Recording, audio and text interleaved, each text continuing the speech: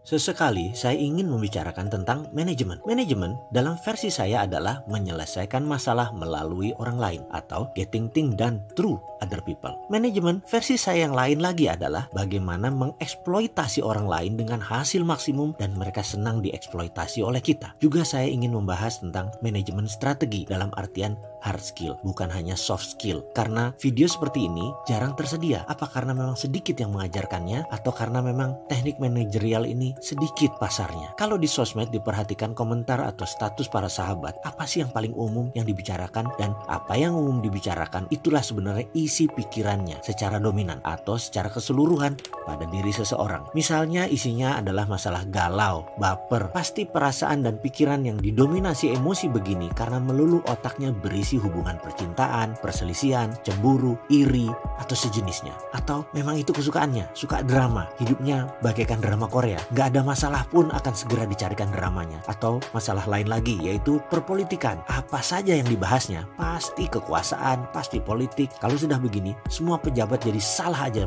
di mata mereka. Kayak saya, apa saja seorang yang namanya si sakit pinggang itu lakukan, pasti saya salahin dia. Siapa ya sakit pinggang tuh? Low back pain kalau nggak salah namanya. Itulah otak saya yang merasa low back pain inilah yang buat masalah di Indonesia. Tapi mungkin saya salah ya. Oke, kita pindah ke topik isi otak seseorang. Kalau isi otaknya pebisnis itu bagaimana? Ini yang menarik. Seperti cerita seorang pebasket legenda bernama Earvin Magic Johnson yang pernah meminta pemilik LA Lakers, Jerry, untuk jadi mentor bisnisnya. Ketika di tahun 87, Magic Johnson masih pemain NBA aktif, namun dia ingin menjadi pebisnis seperti Jerry. Jerry balik bertanya, "Apa yang Anda baca pertama kali ketika membuka koran pagi?" Magic menjawab, "Sport page, of course. I'm a sportsman." Jerry langsung jalan dan tidak menjawab pertanyaan Magic Johnson tersebut. "Will you be my business mentor?"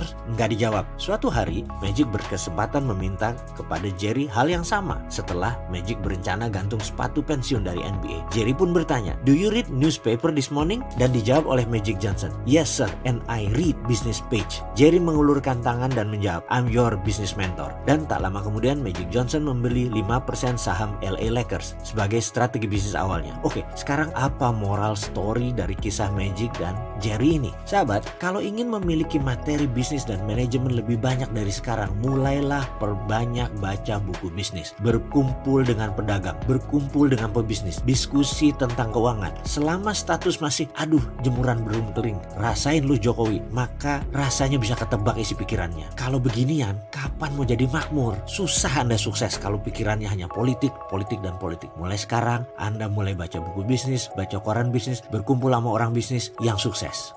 It's one of the best workshops, CEO Mastermind.